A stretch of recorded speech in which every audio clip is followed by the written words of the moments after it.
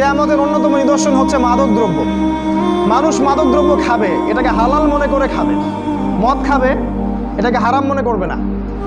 মদের নাম অন্য কোনো নাম দিয়ে তারা মদ খাবে। আজকে যুবকদের প্রধান সমস্যা দেখবেন মাদক। ম্যাক্সিমাম যুবক মাদকদ্রব্য খায়, ইয়াবা খায়, ফেন্সিডিল খায়, গাঁজা খায়, তারি খায়, খায় না?